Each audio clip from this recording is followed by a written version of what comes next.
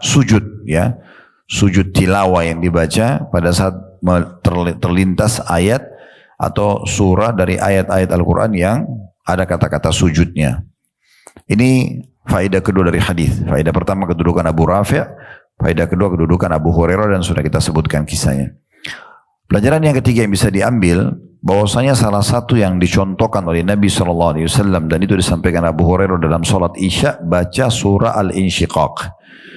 Jadi kalau bisa jadikan ini sebagai salah satu program kita menghafal surah Al-Insyiqaq, karena ini hanya 25 ayat, ya, dan pendek-pendek. Ya, coba tadi kalau masih terbuka aplikasi surah Al-Insyiqaq, coba lihat ayatnya pendek-pendek, ya, itu mudah sekali, ya. Dan salah satu kebijaksanaan seorang Muslim adalah Bapak Ibu usahakan menjadikan target minimal seminggu sekali, kalau tidak sebulan sekali, hafalan Qur'annya bertambah. Walaupun hanya 2 ayat, 1 surah, kalau surah-surah pendek, minimal itu, ya. Jadi selalu ada tambah, ya. Sehingga kita tidak tahu keberkahan bagaimana Allah membuat kita menghafal Al-Quran, tapi usahakan ada tambahan. Kita menambah. Jadi tidak puas dengan surah-surah yang kita sudah hafal saja, ya. Apalagi kalau yang seperti ini terlintas memang surah-surah yang tidak sulit untuk dihafal dan diamalkan pada saat kita sholat Isya. Tadi saya bahasakan, walaupun Bapak Ibu mengerjakan sekali seumur hidup, minimal pernah membaca surah Al-Insyiqaq di sholat Isya. Karena itu adalah sunnah Nabi, ya. Kalau kita bisa rutinkan itu bagus sekali, ya. Pelajaran keempat, adanya sujud tilawah, ya. Dan disebutkan di dalam sebuah hadis yang sahih, kalau seorang hamba, ya, sujud pada saat membaca ayat Al-Quran, ya, ayat-ayat sujud, maka syaitan di sebelahnya menangis. Syaitan di sebelahnya menangis seraya mengatakan, anak Adam ini disuruh sujud maka dia sujud, ya, sementara saya disuruh sujud tapi saya tidak mau sujud. Dalam riwayat lain, baginya surga dan bagiku neraka, ya.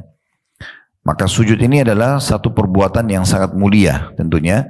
Makanya kata Nabi SAW, pada saat justru kita letakkan dahi kita di tanah, ya, begitu merendahnya kita, justru pada saat itu kita paling dekat dengan Allah. Kata Nabi SAW, akrabu abdun ila rabbihi wa huwa sajid. Paling dekatnya seorang hamba dengan Tuhannya pada saat dia sedang sujud. Ya, jadi sujud ini memang kegiatan yang luar biasa.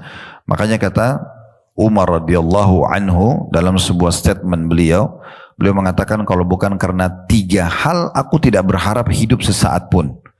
Lalu beliau sebutkan, yang pertama jihad di jalan Allah, yang kedua meletakkan dahiku sujud di tanah untuk Tuhanku atau penciptaku.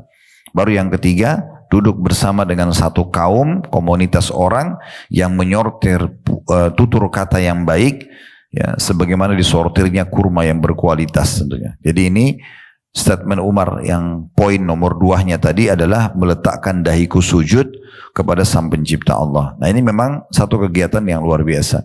Nanti di hari kiamat Allah Subhanahu wa taala menyuruh kita semua di mahsyar untuk sujud. Dan yang bisa sujud hanya orang-orang yang sudah biasa sujud di dunia. Yang tidak pernah sujud maka tidak bisa menundukkan kepala mereka. Ya, maka Allah mengatakan dalam Al-Quran, mereka dulu di dunia disuruh sujud tapi mereka tidak mau. Ya, mereka tidak mau. Makanya salah satu poin yang harus dijaga dalam sholat adalah sujud yang lama, ya, tenang, penuh tumaknina. Karena itu justru gerakan yang paling dekatnya kita kepada Allah Subhanahu wa ta'ala. Pelajaran terakhir yang bisa diambil dari hadis ini adalah bagaimana pentingnya seorang muslim konsisten menjaga sunnah-sunnah Nabi. Makanya Abu Hurairah mengatakan, saya akan terus amalkan sampai saya wafat. Ya, ini perkataan ini bukan hanya sekedar diucapkan begitu saja. Artinya beliau ingin menyampaikan pesan, kalau setiap kali sampai kepadaku dan kepada kalian pesan dari Nabi atau satu perbuatan Nabi SAW dalam ibadah, maka konsisten dijaga. Sibuk dengan mengerjakan ibadah-ibadah tersebut. Karena orang kalau meninggal di atas sunnah, maka kebahagiaan sudah ada di tangannya. Makanya kata Imam Ahmad rahimahullah, kalau engkau meninggal di atas sunnah maka meninggallah. Artinya tidak ada perlu dikhawatirkan. Ya, karena memang sudah coba mencontohi Nabi Muhammad SAW, maka sebagaimana beliau selamat, kita juga pasti akan selamat.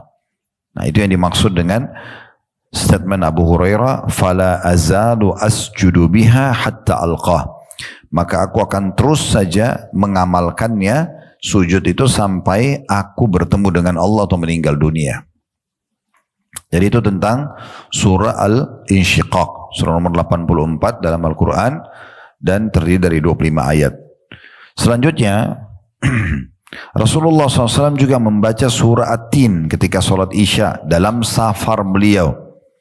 Dari Al-Bara' ibn Azib radhiyallahu anhu, anna Nabiya sallallahu alaihi wasallam kana fi safar, faqara fil Isya fi ihda ar-rak'ataini bi wat-tini waz-zaitun.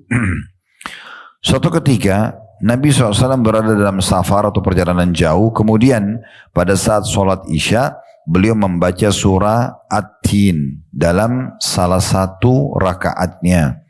Tentu kedua riwayat ini ada footnote di bawah ya, diriwayatkan dua-duanya oleh Bukhari dan juga Muslim. Dalam redaksi Al-Bukhari disebutkan bab tanda kutip bacaan dalam sholat Isya.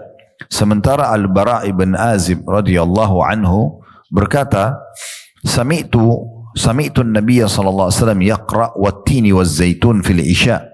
Wa ma sami'tu ahadan ahsana sautan minhu au qira'ah. Aku mendengarkan Nabi SAW membaca surah At-Tin